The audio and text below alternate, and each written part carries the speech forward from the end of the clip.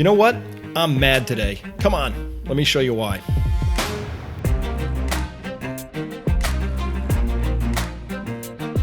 Hello everyone, Dr. Chris Martenson here, and we're here today with The Nothing Show, and we're going to have just nothing but bland, inoffensive things to talk about here, non-offensive titles. That's what we got to insert here. Why? Because, look, I've been doing this it's going to be a year in a little while. It feels like it's at least 9 months of reporting.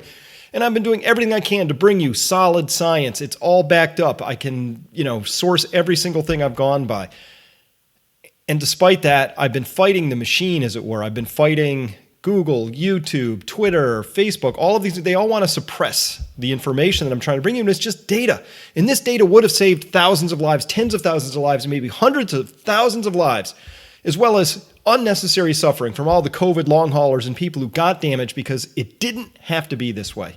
Yeah, I'm annoyed. And so we just found out in the last couple of days here what really Twitter is up to. This isn't political. Remember, I'm not partisan. I don't do left-right stuff, but I am going to notice something that just happened here because I think it's emblematic of why it's been so hard to get simple data about certain, let's say, compounds that can't be named because I'll get in trouble and I'll run afoul of the censors in this whole thing.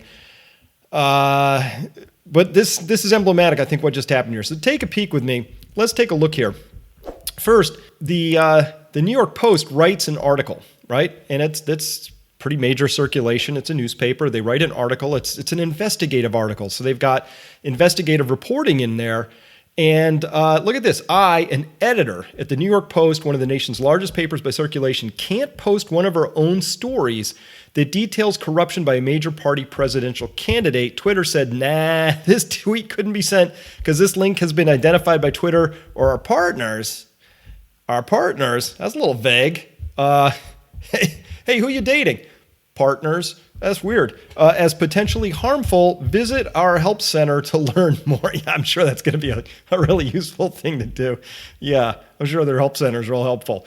This is the state of the world that we're in. So when big social media can do this, can take a major newspaper and say, you know what, you're violating our community guidelines or whatever the story is. That's how bad it is. So I don't feel personally targeted here. It's not like, any of this big bad system came after little old me. But this is where we are in this story right now. And if you haven't seen The Social Dilemma, which is a Netflix special, go ahead and watch that. It's good as far as it goes, but it details the extent to which these social media giants are way too powerful for their own good. But here they are actively interfering in people being able to share information. In this case, a major newspaper doing investigative reporting. And I don't know what kind of country you want to live in or what kind of world you want to live in, but even if this was totally bad reporting, I think it's an appropriate thing to say, well, let's talk about it, right? It's the same style and substance I would take with hydroxychloroquine, the thing that can't be named, that thing. At any rate, because you might run afoul of these censors. So let's carry on. Does it get worse than that? It does. At the same time, Twitter even blocked a government website. Look at that, Judiciary GOP. So they've blocked a government website because this link may be unsafe, they said. So now Twitter's an arbiter of what good medical science is, what appropriate investigative journalism is, and which branches of the government are allowed to be posted. It's just crazy. It's crazy. So my question to you is, what chance do we think of getting anything right in this story, such as those medicines that can't be named, or what's happening ecologically in this world, or what's happening with the gross division between rich and poor and all these? If we can't talk about these issues because they're offensive or something like that, what do we do? So Twitter's out there busy removing posts, and the posts were removed because someone took offense, right? So it's like snowflakes in summer. No chance of, I don't know. I like this one. I thought that was pretty clever, so I put that up for you. But at any rate, this is just too much at this point in time. It's too much. It's just getting to be too much when we can't even have basic information being shared without it going through some nebulous censors who you can't see, you can't talk to. Visit the help center, read our community guidelines, which say nothing, right? It's just insane at this point in time. So we're being given, this is a really bad situation. Like, this is really bad. Freedom of speech is a really important cornerstone, especially in the rough and tumble world of science reporting. Listen, scientists think they know what's going on. They get it wrong. It gets refined. You have to let go of treasured hypotheses. All of this as we try and work towards a workable theory. Without that free scrum, the rough and tumble of ideas out there, it doesn't work. It just doesn't work, right? So this is a very bad trend. Not happy with it at this point in time. So, hey, guess what? I'm going to have to take next week off, and the reason is that I have a seminar to attend to. We have well over 1,000 people now signed up for it. Adam and I are going to be delivering this seminar. That's next weekend. I have a lot of things to do to get ready for that. So my attention has to be devoted towards giving these people the best possible seminar we possibly can do. And we got some really great guests showing up at this thing. If you're at all interested. Some of my personal heroes here, from everything from Joel Salatin, the farmer, Grant Williams, the extraordinary economic articulator. He's so articulate. On and on and on. Everybody on our guest list is just amazing. All right. So I said I was going to have a little bit, get some of my anger out. This is why. This is the stock market today. Stock market. I got to put air quotes up on this.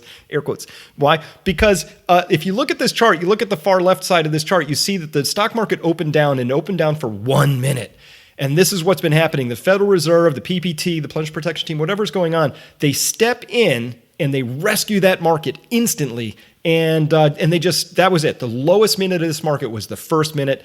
That's how they work. And they've just been pumping to get the stock market up. You listen to NPR, you listen to the Wall Street Journal, they're like, oh, investors are cheered by, as if there were investors involved. This is a wall of money. The Federal Reserve is printing walls of money with the other central banks.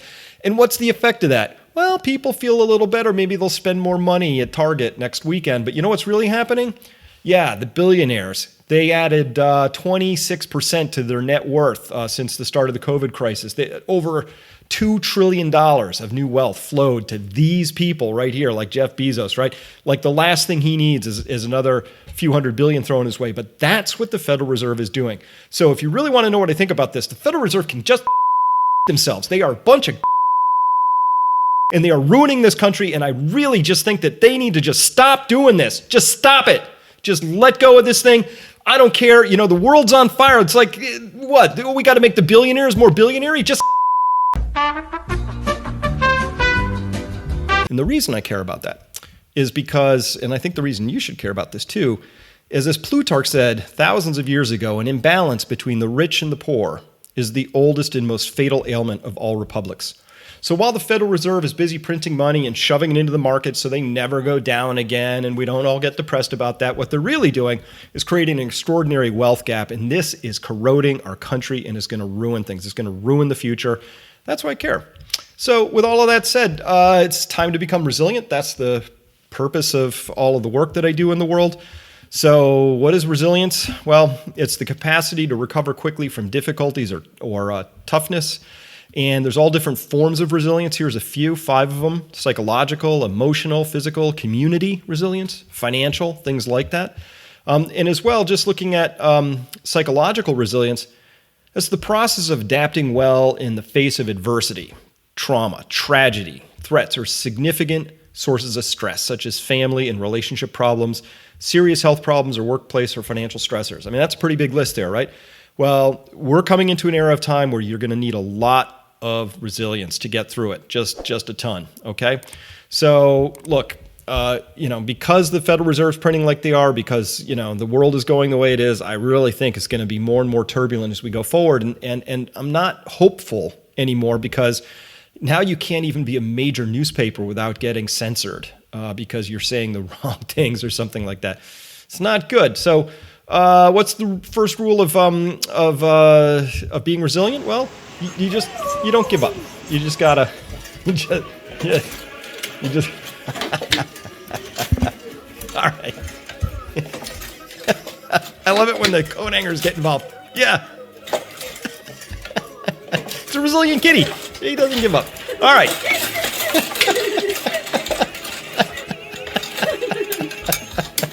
All right. There it is. That's it. Thanks. I needed a laugh. I really did. All right. So, hey, it's not, we could get through this COVID thing, but first we'd have to, not censor ourselves and use common sense and do all these things, which frankly I'm giving up on at this point in time as being anything that's going to happen. So what can I tell you? There's an information war going on right now, and I've been fighting it the whole way. A lot of people have been fighting it. I can see more and more people fighting it, but big tech social media, y'all have really lost the plot line in this story. I don't know what you think you're doing, but whatever story you're telling yourselves in your little focus group, internal working committees, it's the wrong story. You have gone way off the rails on this whole thing. Social media has taken the side of policy and protecting institutional reputations over allowing proper data to be discovered and shared so that we can advance as quickly as possible. Because of that, I think hundreds of thousands of deaths and a lot of needless suffering happened. And so we need even better information to navigate these coming times. There's a lot that we have to be doing. But our chances of doing that in time are approaching zero because time is running out in this story right now. That's my view. Listen, I might be wrong, but I'm not confused. If we have to fight monopolies that are unanswerable to anybody, there's nobody you can call, there's no way to, in any way sort of shape their opinion about things. There's really no there to fight. What do you do? It's very disempowering and discouraging because we're really on the wrong track at this point in time as a people.